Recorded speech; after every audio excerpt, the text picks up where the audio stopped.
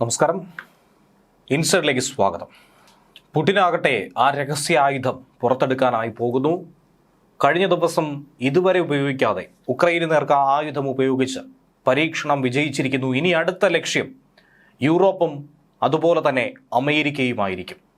വീമ്പിളക്കുന്ന ട്രംപിനിട്ട് കനത്ത പ്രഹരം, ആരാലും തടയാൻ കഴിയാത്ത, ഇതുവരെ ലോകം കണ്ടില്ലാത്ത ആ വജ്രായുധം തന്നെയാണ് പുറത്തിറക്കുന്നത്. അമേരിക്കയും നാറ്റോയും മാത്രമല്ല, ഇനി ലോകം മുഴുവനെതിരെ വന്നാൽ പോലും അതിനെ ചങ്കൂറ്റത്തോടെ നേരിടുമെന്ന് വ്യക്തമാക്കിക്കൊണ്ട്, ലോകത്തോട് വിളിച്ചു പറഞ്ഞുകൊണ്ട്, അതിൻ്റെ കരുത്തും ശേഷിയും തങ്ങൾക്കുണ്ടെന്ന് തെളിയിച്ച് റഷ്യ ഏറ്റവും ഒടുവിൽ നടത്തിയ ആക്രമണത്തിലാണ് ലോകരാജ്യങ്ങൾ ഞെട്ടിത്തിരിച്ചിരിക്കുന്നത്. റഷ്യയാകട്ടെ അവരുടെ ആണവായുധ ശേഖരം കാട്ടി തന്നെയാണ് ലോകത്തെ ഭയപ്പെടുത്തുന്നത്, പ്രത്യേകിച്ച് അമേരിക്കയെ. എന്തുകൊണ്ട് അമേരിക്ക നേരിട്ട് റഷ്യയുമായി ഏറ്റുമുട്ടുന്നില്ല എന്ന് ചോദിച്ചാൽ അതിൻ്റെ ഉത്തരം ലോകത്തിലേക്ക് വെച്ച ഏറ്റവും വലിയ ആണവായുധ കലവറ സൂക്ഷിക്കുന്ന കാവൽക്കാരാണ് പുടിൻ, അതുപോലെ തന്നെ റഷ്യൻ ജനത എന്നുള്ളതാണ്. എന്നാൽ ആണവായുധ ശേഖരത്തിൻ്റെ വലിപ്പം ഇപ്പോഴുള്ളതിലും വർദ്ധിപ്പിക്കാനുള്ളൊരു തീരുമാനത്തിലാണ് റഷ്യ. ഇപ്പോഴുണ്ടായിരിക്കുന്ന ആണവ യുദ്ധത്തിൻ്റെ സൂചനയായി പുടിൻ ലോകത്തിനിത് നൽകുന്നു. ഉക്രൈന് ശക്തമായ പിന്തുണ പ്രഖ്യാപിക്കുന്ന യൂറോപ്യൻ രാജ്യങ്ങളെ വിരട്ടാൻ തന്നെയാണ്, അവരെ ഭയപ്പെടുത്താൻ തന്നെയാണ് പുടിൻ ഈ നീക്കം നടത്തുന്നത്. ഉക്രൈൻ ആരൊക്കെ പിന്തുണ പ്രഖ്യാപിക്കുന്നു അതൊക്കെ തന്നെ പുടിനെ ചൊടിപ്പിക്കുന്നു.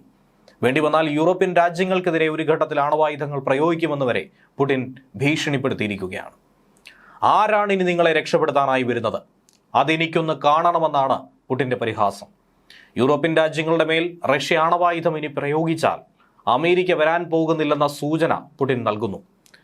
തന്നിഷ്ടപ്രകാരം തനിക്ക് എന്തും ചെയ്യാൻ സാധിക്കും, അമേരിക്കയെ ഭയപ്പെടുത്താനുള്ളത് തങ്ങളുടെ കലവറയിലുണ്ടെന്നാണ് പുടിൻ്റെ വാദം. ഉക്രൈൻ റഷ്യ സമാധാന കരാർ തീർപ്പാകാതെ വന്നതോടെയാണ് പുടിൻ പുതിയ ആണവായുധ ഭീഷണിയുമായി രംഗത്ത് വന്നത്. ഈ ഘട്ടത്തിൽ തന്നെയാണ് നേരത്തെ പറഞ്ഞതുപോലെ ആണവായുധ കലവറ വർദ്ധിപ്പിക്കാൻ കൂടുതൽ ഒറേഷ്നിക് ആണവ മിസൈലുകൾ തയ്യാറാക്കുന്നുവെന്നും വേണ്ടി വന്നാൽ ഇത് ഏത് നിമിഷവും പ്രയോഗിക്കുമെന്നും പുടിൻ ഭീഷണി മുഴക്കുന്നത്. ഒരു മൂന്നാം ലോക മഹായുദ്ധത്തെ ഓർമ്മിപ്പിക്കുന്ന വിധത്തിലാണ് പുടിൻ്റെ ഈ ഭീഷണി. ഒരു ഹൈപ്പർസോണിക് മിസൈലാണ് ഒറേഷ്നിക് മിസൈൽ, അതായത് ശബ്ദത്തേക്കാൾ 5 മടങ്ങ് ഇരട്ടി വേഗത്തിൽ സഞ്ചരിക്കാൻ കഴിയുന്ന ആണവ മിസൈൽ. ബാലിസ്റ്റിക് മിസൈലിനെ ആണവ പോർമുന ഘടിപ്പിച്ചും ആക്രമിക്കാൻ ഇതിലൂടെ സാധിക്കും. എന്നാൽ ഇപ്പോൾ നിർമ്മിക്കുന്ന ആണവ ഒറേഷ്നിക് മിസൈലിന് ശബ്ദത്തേക്കാൾ 5 മടങ്ങല്ല 11 മടങ്ങ് വേഗതയിൽ കുതിക്കാൻ കഴിയുമെന്നാണ് റഷ്യൻ ആണവ ശാസ്ത്രജ്ഞർ അവകാശപ്പെടുന്നത്. അതായത് ഒരു പ്രതിരോധ ശക്തിക്കും ഇതിനെ ട്രാക്ക് ചെയ്യാനോ വെടിവെച്ചിടാനോ കഴിയാത്ത അത്ര വേഗതയിൽ ഒറേഷ്നിക് കുതിക്കും. 11 മാക്, അതായത് ശബ്ദത്തിൻ്റെ 11 മടങ്ങ് വേഗതയിൽ ഈ മിസൈൽ കുതിക്കുന്നു. ലോകത്ത് ഇതുവരെയും ഇത്തരമൊരു മിസൈൽ ആരും തന്നെ കണ്ടെത്തിയിട്ടില്ല. അതുകൊണ്ട് തന്നെ ഇതിനെ പ്രതിരോധിക്കുക, വ്യോമ പ്രതിരോധ സംവിധാനം എന്ന രീതിയിൽ തടയിടാനൊന്നും തന്നെ ലോകത്തൊരു രാജ്യത്തിനും കഴിയില്ല. അതുതന്നെയാണ് പുടിനെ വേറിട്ട് നിർത്തുന്നത്. ഉക്രൈനിയൻ നഗരമായ ഡിനിപ്രോയിൽ 2024 നവംബറിൽ റഷ്യ ഒരു പരീക്ഷണം നടത്തിയിരുന്നു. അത് ഒറേഷ്നിക് മിസൈൽ ആയിരുന്നു പരീക്ഷിച്ചത്. ഈ ഹൈപ്പർസോണിക് മിസൈൽ മണിക്കൂറിൽ 13,000 കിലോമീറ്റർ വേഗതയിലെത്തിയെന്നാണ് ഉക്രൈൻ്റെ അന്വേഷണത്തിൽ തന്നെ മനസ്സിലാക്കാൻ കഴിഞ്ഞത്. ഉക്രൈനിയൻ സൈനിക കേന്ദ്രമായിട്ടുള്ള ലക്ഷ്യസ്ഥാനത്തെത്താൻ മിസൈൽ കേവലം 15 മിനിറ്റ് മാത്രമാണ് എടുത്തിട്ടുള്ളത്. അസ്ട്രാഖാൻ മേഖലയിൽ നിന്നും വിക്ഷേപിച്ച നിമിഷം മുതൽ ഡിനിപ്രോ നഗരത്തിൽ അതിൻ്റെ ആഘാതം വരെ എത്താൻ റഷ്യൻ മിസൈലിൻ്റെ പറക്കൽ സമയം കേവലം 15 മിനിറ്റ് ആയിരുന്നുവെന്നാണ് ഉക്രൈനിയൻ മിലിറ്ററിയുടെ മെയിൻ ഡയറക്ടറേറ്റ് ഓഫ് ഇന്റലിജൻസ് തന്നെ പറയുന്നത്.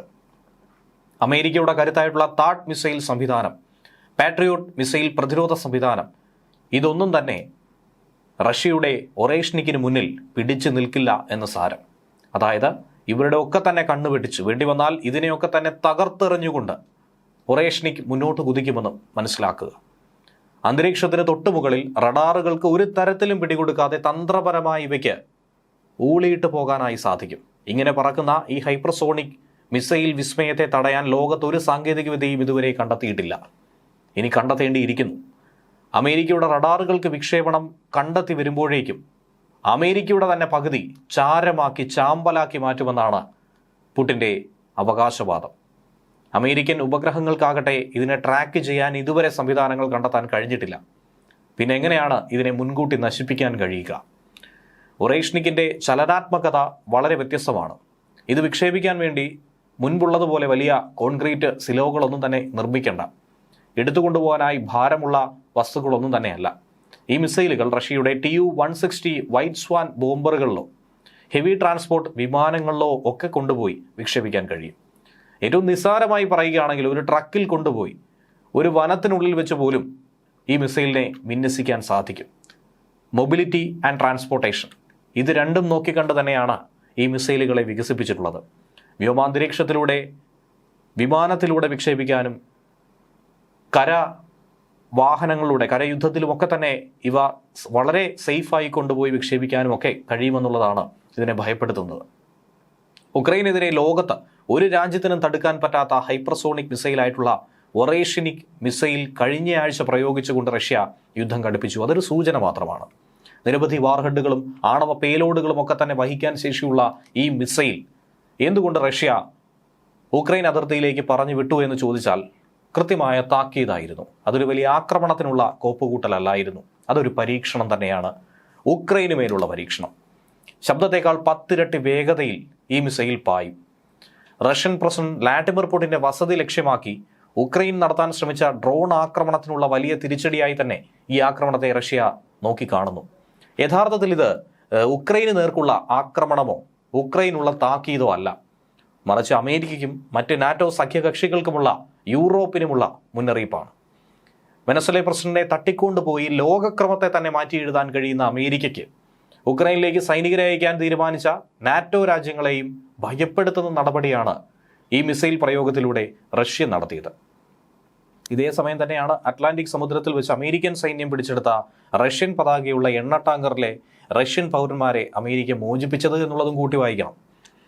കപ്പൽ റഷ്യയുടേതല്ലെങ്കിൽ പോലും അതിലെ 2 ജീവനക്കാർ റഷ്യൻ പൗരന്മാരായിരുന്നു. അവരെ വിട്ടില്ലെങ്കിലുള്ള പ്രത്യാഘാതം ഏറെ ഗുരുതരമാകുമെന്ന മുന്നറിയിപ്പ് റഷ്യ നേരത്തെ നൽകിയിരുന്നു. അത് അമേരിക്ക ചെവിക്കൊണ്ടു. ഒരു പിടിക്ക് 2 പക്ഷി എന്ന് പറയുന്നത് പോലെ ആയിരുന്നു ആ നീക്കം. ഉക്രൈനിലേക്ക് ഒറേഷനിക്ക് വിട്ടതോടെ ഉക്രൈനും ഭയന്നു, അമേരിക്കയും ഭയന്നു എന്ന് വേണം കരുതാൻ. അതുകൊണ്ട് തന്നെയാണ് മഡൂറയെ തട്ടിക്കൊണ്ടുപോകാനുള്ള ചങ്കൂറ്റം കാട്ടിയ ലോക പോലീസ് കളിച്ച അമേരിക്കയ്ക്കും ട്രംപിനും റഷ്യയ്ക്ക് മുന്നിൽ അടിയറവ് പറയേണ്ടി വന്നത്, ആ അന്ത്യശാസനത്തിന് മുന്നിൽ മുട്ടുമടക്കേണ്ടി വന്നിരിക്കുന്നത്. ലോകത്തിലെ തന്നെ ഏറ്റവും വലിയ സാമ്പത്തിക ശക്തിയാണ് അമേരിക്കയെങ്കിൽ ലോകത്തിലെ ഏറ്റവും വലിയ രാജ്യവും ഏറ്റവും കൂടുതൽ ആണവായുധവുമുള്ള രാജ്യം ഏതെന്ന് ചോദിച്ചാൽ ഒരൊറ്റ ഉത്തരം, അത് റഷ്യ. റഷ്യയുടെ ആവനാഴിയിലെ അമ്പ് ലോകം ഇന്നുവരെ കണ്ടിട്ടില്ല. ഇത്രയും വർഷങ്ങളായി നിരന്തരം യുദ്ധം ചെയ്തുകൊണ്ടിരിക്കുന്ന റഷ്യ ഇതുവരെയും തളർന്നിട്ടില്ല. അത് ഉക്രൈൻ എന്ന കുഞ്ഞൻ രാജ്യത്തോട് മാത്രമല്ല, നാറ്റോ രാജ്യങ്ങളോടും അമേരിക്കയോടും തന്നെയാണ് പരോക്ഷമായി പടപൊരുത്തുന്നത്. അതിൽ കേവലം ഒന്ന് മാത്രമാണ് Oreshnik missile. Oreshnik mobile medium range ground based missile system എന്ന് പറയുന്നത് ആണവ പോർമുന ഘടിപ്പിക്കാതെ തന്നെ ഒരു ഉൽക്ക വീഴുന്ന ഇഫക്റ്റ് ആയിരിക്കും ഉണ്ടാക്കുന്നത്. ആ മിസൈലിനെയാണ് ഉക്രൈനിലേക്ക് പറഞ്ഞയച്ചത്. എന്നാൽ അതിൽ വാർഹെഡുകൾ, പേലോഡുകൾ ഘടിപ്പിച്ച്, ആണവ പോർമുന ഘടിപ്പിച്ച് പറഞ്ഞയച്ചാൽ എന്തായിരിക്കും സംഭവിക്കുക? അതായത് ഒന്നിനും തങ്ങൾ മടിക്കില്ല എന്ന സന്ദേശം ലോകത്തിന് തന്നെ നൽകുന്നു, പ്രത്യേകിച്ച് അമേരിക്കയ്ക്ക്.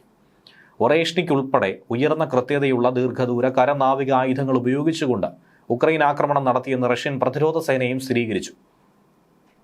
ഇതിന്റെ ആഘാതം എത്രമാത്രമെന്നുള്ളത് വിവരം ഇതുവരെയും പുറത്തു വന്നിട്ടില്ലെങ്കിൽ പോലും വൻ നാശം തന്നെയാണത് ഉക്രൈനിൽ സൃഷ്ടിച്ചത്. നാറ്റോ അതിർത്തിയും തകർന്ന് തരിപ്പണമായി. ഉക്രൈൻ ഏത് മേഖലയിൽ ഇത് പരീക്ഷിച്ചുവെന്ന് റഷ്യ വ്യക്തമാക്കിയിട്ടുമില്ല. നേരത്തെ 2024 കാര്യമാണ് പുറത്തു വന്നത്. അതൊരു വലിയ ആക്രമണമായിരുന്നില്ല. അന്നത്തേതിനും ഇപ്പോഴത്തെ ആക്രമണത്തിനുമിടയിൽ നിർണായകമായ ചില വ്യത്യാസങ്ങളും ഏവരും ചൂണ്ടിക്കാണിക്കുന്നു. ന്യൂസ് ഡെസ്ക് മലയാളി വാർത്ത ഇൻസൈഡ്.